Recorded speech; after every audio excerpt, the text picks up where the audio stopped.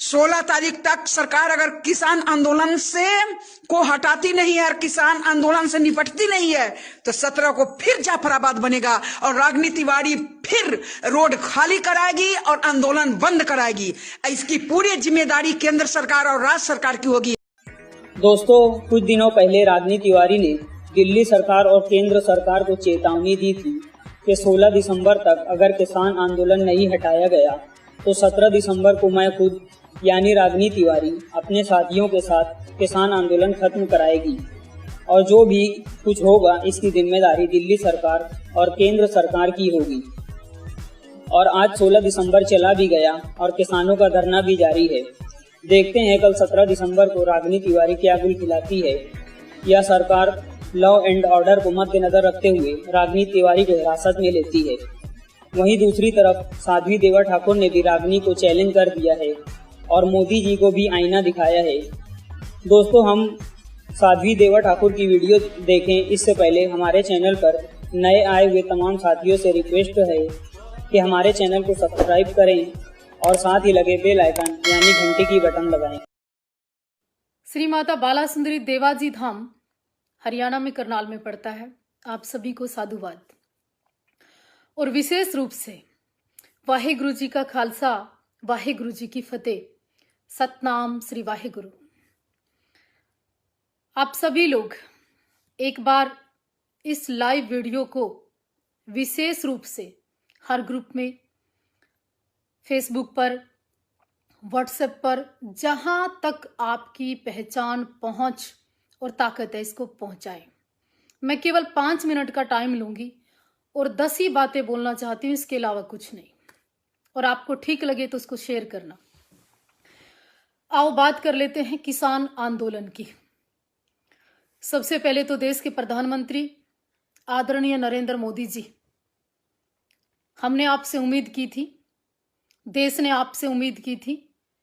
Vote केवल हिंदुओं के नाम पर नहीं, वोट सिख समाज ने भी दी थी, किसान ने भी दी थी, मजदूर ने भी दी थी, पूरे देश ने दी थी आपको और प्रधानमंत्री बनाया था। तब आपको हम सबकी बड़ी जरूरत थी, लेकिन आज देश को आपकी जरूरत है। आप कहां हैं? आप अंबानी के घर पोता देखने जा सकते हो, अडानी के घर हो या अंबानी के घर हो। प्रधानमंत्री जी आप हो कहां? देश पूछ रहा है, आपसे देश पूछ रहा है। मैं विशेष रूप से बात करना चाहती हूं प्रधानमंत्री जी, हम सब आपके साथ खड़े थे। हमने देश की बात की, हमने राष्ट्र की बात की, हमने देशभक्ति की बात की। आपने कहा ताली बजाओ, हमने ताली बजाई। आपने कहा थाली बजाओ, हमने थाली बजाई। आपने कहा शंख बजाओ, हमने शंख भी बजाया। प्रधानमंत्री जी आज देश का किसान बॉर्डर पर रो रहा है और आप क्या कर रहे हैं? आप कहां हैं? अन्नदाता इतनी ठंड में दिसंबर के महीने में बिना छत के पड़ा है। आप हो कहां प्रधानमंत्री जी? आज किसानों को आपकी जरूरत है, आप आइए। आप इतने निर्दयी नहीं हो सकते। हमने पिछले 10 साल तपस्या की है, हिंदू आदि ये चोला पहनकर, भगवा पहनकर। हमने श्री राम के साथ आपकी भी मोदी जी जय बोली है। हम लोगों ने हमें कहा मोदी भक्त, तो हमने स्वीकार किया, हाँ हम कट्टर मोदी भक्त हैं। लेकिन मोदी जी आप इतने निर्दयी कैसे हो सकते हैं? आज हमें मजबूरन किसानों के पक्ष में खड़ा होना पड़ा, क्योंकि हम किसान के पुत्र, हमने अन्न खाया है, हम फर्ज अदा करेंगे चाहे गर्दन कट जाए। एक बात। दूसरी बात मैं विशेष रूप से जो कहना चाहती हूं आपको कि अंबानी अडानी का तो मुझे नहीं पता, जो ये टावर लगे हैं जियो की सिम इतने ही स्पीड से अगर लोग पोर्ट करवाते रहे तो ये टावर क्या कबूतरों को अंडे देने के काम आएगा? बायकॉट करो इन सबको, तुरंत प्रभाव से करो। मैं ये बात बोलना चाहती हूं, बात ही नहीं बोलना चाहती। आज जो सिख कौम बॉर्डर पर खड़ी है, बॉर्डर पर पड़ी है, सिख ये केसरिया पगड़ी बांध बांध फोन ना करें बीच में, 80-80 साल के जवान जिस तरह से जवानी दिखाते हुए अपने बुढ़ापे में भी वहां पड़े हैं, तो मैं ये कहना चाहती हूं कि इस सरदारी कौम ने, इस सिखों ने धर्म के लिए सर कटवाए हैं, लेकिन अगर देश की रक्षा की बात आएगी तो ये अपने प्राणों की आहुति दे भी सकते हैं और कुछ भी कर सकते हैं। ये विवादित नहीं है, ये सत्यता है। ये बीच में लोग फोन ना करें, मैं रिक्वेस्ट कर रही हूं। तो ये सत्यता है, ये बहुत कड़वी सच्चाई है। और दूसरी बात, एक वाहियात किस्म की ये रागनी नाम की एक बीमारी आई और ये औरत क्या कह रही है कि किसानों को जबरदस्ती उठा दूंगी। तू ही नहीं, तेरे खानदान को, तेरे अगले पिछले सबको ले आ। हरियाणा में कहते हैं कि तू अगले पिछले सबने ले आ। रागनी, पहले तो तेरी औकात नहीं, हर तू फिर भी किसी बसाखी का अगर सहारा लेकर आती है ना, या तेरी बुआ साध्वी देवा ठाकुर वहीं मिलेगी, तू मेरे से टक्कर लियो।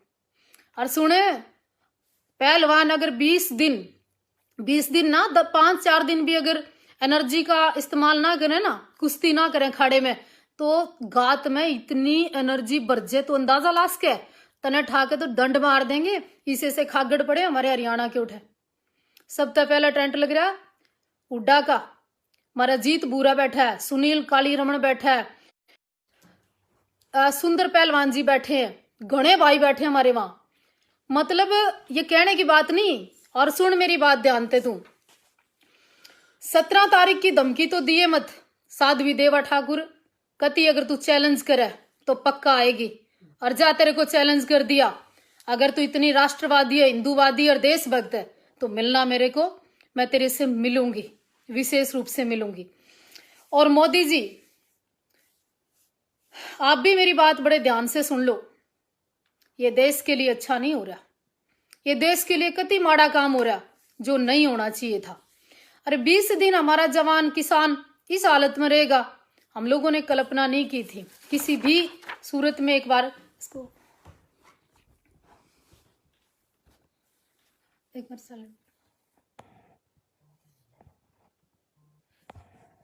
एक मिनट, बीच में कॉल आ जाती हैं इसलिए बोल नहीं पाए थे। और रही बात मोदी जी, आप अंबानी के पहुंचो, अडानी के पहुंचो, हमारे गुण से सारे रिश्तेदार है वो, बता हमारा क्या लेना देना। वो देश के साथ आंदे, हम देश के साथ चल दे। और अगर ऐसा ही चलता रहा, मैं एक बहुत बड़ी चेतावनी देना चाहती हूं देश को कि पूरे देशवासियों, किसान आंदोलन का साथ दो, इसमें राजनीति मत करो। ये ना जात का, ना पात का, ना धर्म का, ना किसी समुदाय का, ये देश के किसान और अन्नदाता की लड़ाई है, साथ खड़े होकर लड़नी चाहिए। पंजाब से हमारी वो बबीता फोगाट बार बार एक बात कह रही है कि पानी दो, पानी दो, पानी दो। अरे पानी में के डूब के मरना है यार, पानी का क्या करोगे? बचोगे तो पानी की जरूरत पड़ेगी, पानी वाली लड़ाई तो फिर भी लड़ देंगे। लेकिन आज देश के साथ खड़ा होना चाहिए था, भाईचारे के साथ खड़ा होना चाहिए था, अपने किसानों के साथ खड़ा होना चाहिए था। यहां लोग रहेंगे तो राजनीति करेंगे ना, लोग तो बॉर्डर पे पड़े हैं। शर्म आनी चाहिए ऐसे लोगों को जो ऐसी सिचुएशन में भी राजनीति करते हैं। अब मैं बात करती हूं एक सिख समाज की। मैं पहले तो सलूट करती हूं आपकी कौम को जिन्होंने मुझे इतना सपोर्ट किया। दूसरा मैं सलूट करती हूं विदेशों में बसे सभी सिखों को। क्या कह रहे हैं लोग? खालिस्तानी, क्या कह रहे हैं पाकिस्तानी, क्या कह रहे हैं देशद्रोही, क्या कह रहे हैं आप किसान को? अरे कुत्ता भी एक दिन अन्न खाता है ना, वो भी वफादार हो जाता है। लेकिन बचपन तक जब तक ये मुंह खुला तब तक अन्न खा रहे हो और देश के लिए आज तक वफादार नहीं हुए कुछ लोग। कमाल की बात है। दूसरी एक और बात कहूं, कुछ लोग सपोर्ट तो कर नहीं सकते आंदोलन को क्योंकि रजाई से बाहर निकलने की ना उनकी गुंजाइश नहीं, फालतू बात करते हैं। निवेदन के साथ साथ एक चीज आपने सीखी होगी कि जो सिख कौम है ना, हाथ जोड़कर जो शास्त्री काल बुला सकते हैं, उन्होंने देना सीखा है, हाथ फैलाना नहीं सीखा। वो मर्दानी कौम है सिख कौम। आज क्या कह रहे हो आप? फंडिंग हो रही है विदेशों से। जब सिखों के बच्चे छोटी छोटी उम्र में कनाडा, अमेरिका, यूएसए चले जाते हैं, विदेशों में जाके काम करते हैं, तो वो क्या अपने बुजुर्गों के लिए पैसे नहीं भेज सकते? अपने परिवारों के लिए पैसे नहीं भेज सकते? वो धर्म के लिए पैसे भेजते हैं। जिस हिसाब से आप लोग लेट कर रहे हो ना सरकार जी, कहीं ऐसा ना हो एक किसानों का गांव वहां कुंडली बॉर्डर पे बस जाए और वहां एक विशाल गुरुद्वारा बन जाए। और मैं तो ये कहूंगी गुरुद्वारों से सीख लेनी चाहिए, क्योंकि हमारे मठ मंदिर बहुत कम इस आंदोलन में साथ दे रहे हैं, हमारे साधु बहुत कम इस आंदोलन में साथ दे रहे हैं, हमारी गौशाला वाले बड़ा कम दूध भेज रहे हैं। हर गुरुद्वारा हर कदम कदम पर होना चाहिए ताकि कोई भूखा ना सोए। सीख ले लेनी चाहिए। सिखों ने साबित कर दिया इस लड़ाई को लड़कर, संघर्ष को जारी रखकर, कि मार्शल कौम पड़ी है वहां बॉर्डर पर, वो सिंह पड़े हैं, वो सरदार पड़े हैं। और हरियाणा ने जिस तरह से साथ दिया, मैं तो सलूट करती हूँ उन सभी जवानों को, सभी किसानों को, और देश के सारे अन्नदाताओं को कहूंगी, आओ आकर एक साथ इस लड़ाई को लड़ें। और इसी निवेदन के साथ मुझसे अगर कोई गलती होगी क्षमा चाहती हूँ, पर हाँ, ये बांगे टेढ़े से मुंह वाली औरत, तू जहां भी है जो भी है बहुत वाहियात किस्म की है। ना तो तू राष्ट्रवादी है, ना हिंदूवादी है, ना समाजवादी है, तू कुछ नहीं है। सही बात है, तेरे जिसी ने ठाक है तो कहीं दंड मार दे हमारे पहलवान, और पहलवाना की छोड़ो तन तो मैं भी नहीं जान दू। तो इस तरह की बकवास करने की कोई आवश्यकता नहीं।